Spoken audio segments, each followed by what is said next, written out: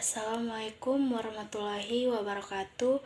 Perkenalkan, nama saya Rizka Dinar Andini, NIM saya 23210063. Saya dari Prodi Ilmu Komputer dari Universitas Bina Bangsa Getsempena. Baik, di sini saya telah mengerjakan tugas RPL. Tugasnya yaitu rancang suatu analisis kebutuhan fungsional dan non-fungsional sistem pada suatu perusahaan untuk kasus berikut. Permasalahan pada sistem absensi dan reimbursement. Yang pertama, ada karyawan mengeluhkan antrian absensi menggunakan sidik jari karena ada beberapa karyawan yang selalu gagal melakukan input absen. Yang kedua, ada manajemen tiap bagian mengeluhkan sistem permohonan izin tidak hadir karyawan karena sakit, ataupun dinas di luar kota yang menggunakan media WhatsApp. Hal tersebut mengakibatkan banyaknya pesan masuk sehingga sering terlewatkan oleh pihak manajemen tersebut. Yang ketiga, ada sistem reimbursement yang masih manual dan menggunakan kertas, mengakibatkan proses menjadi lebih lama dan berbelit-belit. Yang keempat, ada pimpinan perusahaan meminta apakah ada kemungkinan pembangunan sistem baru yang terintegrasi untuk permasalahan-permasalahan tersebut. Baik, sekarang kita masuk ke pokok pembahasan, yaitu analisis kebutuhan fungsional. Kebutuhan fungsional adalah fitur-fitur spesifik yang harus dimiliki oleh sistem untuk memenuhi kebutuhan pengguna dalam konteks pengembangan perangkat lunak atau sistem informasi. Berikut adalah beberapa kebutuhan fungsional yang dapat diidentifikasi dari permasalahan yang ada.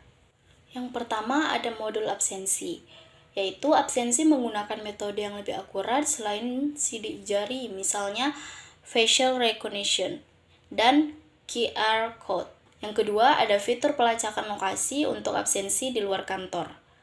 Yang ketiga, ada notifikasi otomatis kepada HRD atau atasan langsung jika ada karyawan yang tidak melakukan absensi. Yang keempat, ada laporan absensi yang detail dan dapat diakses oleh berbagai level manajemen. Yang kedua, ada permohonan izin, yaitu formulir permohonan izin yang mudah diakses melalui aplikasi atau web. Yang kedua, ada alur persetujuan yang jelas dan terstruktur. Yang ketiga, ada notifikasi otomatis kepada atasan langsung dan HRD terkait status permohonan. Yang keempat, ada dokumentasi permohonan izin yang tersimpan secara digital. Yang ketiga, ada modul reimbursement.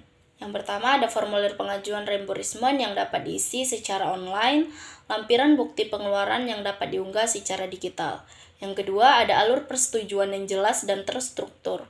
Yang ketiga, ada integrasi dengan sistem keuangan perusahaan untuk proses pembayaran. Yang keempat, ada laporan reimbursement yang detail dan dapat diakses oleh berbagai level manajemen. Yang keempat, ada modul integrasi. Yang pertama, ada integrasi antara modul absensi, permohonan izin, dan reimbursement. Yang kedua, ada integrasi dengan sistem HRIS yang sudah ada atau jika ada. Yang ketiga, ada integrasi dengan sistem email perusahaan untuk notifikasi. Yang keempat, ada integrasi dengan sistem pembayaran perusahaan. Nah, selanjutnya kita akan membahas analisis kebutuhan non-fungsional. Analisis kebutuhan non-fungsional.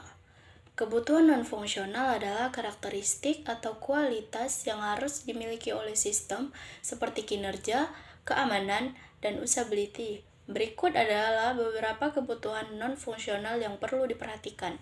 Yang pertama, ada kinerja atau sistem harus responsif dan cepat dalam memproses data. Yang kedua, ada sistem harus dapat menampung jumlah pengguna yang besar. Yang ketiga, ada keamanan atau data karyawan harus terjamin kerahasiaannya. Yang keempat, ada sistem harus dilindungi dari akses yang tidak sah. Yang kelima, ada usability atau antarmuka pengguna harus intuitif dan mudah digunakan. Yang keenam, ada dokumentasi pengguna harus tersedia. Yang ketujuh, ada skalabilitas atau sistem harus dapat dikembangkan dan disesuaikan dengan kebutuhan perusahaan yang terus berkembang.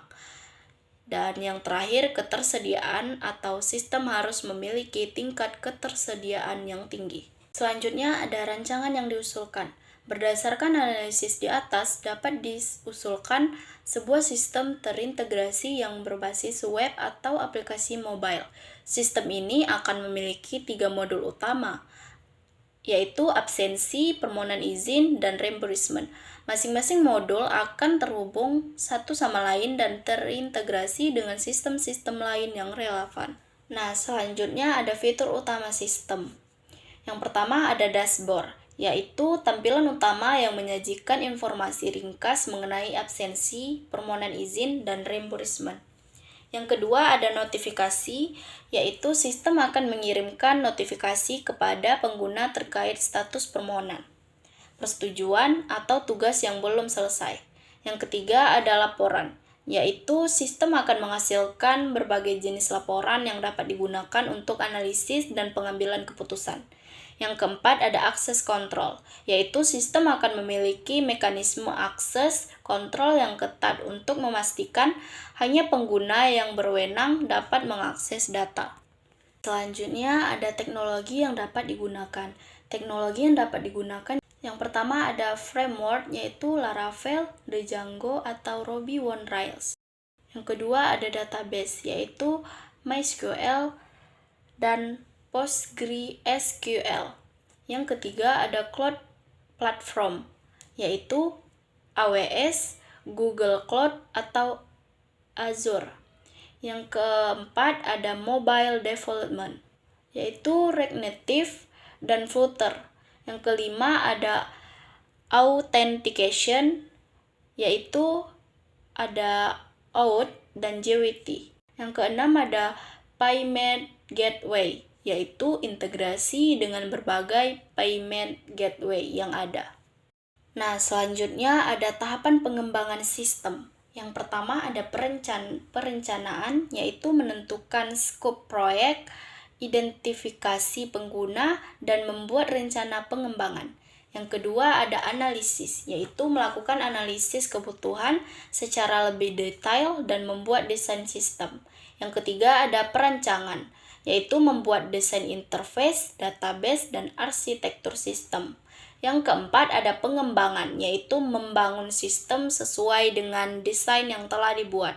Yang kelima ada pengujian, yaitu melakukan pengujian untuk memastikan sistem berfungsi dengan baik.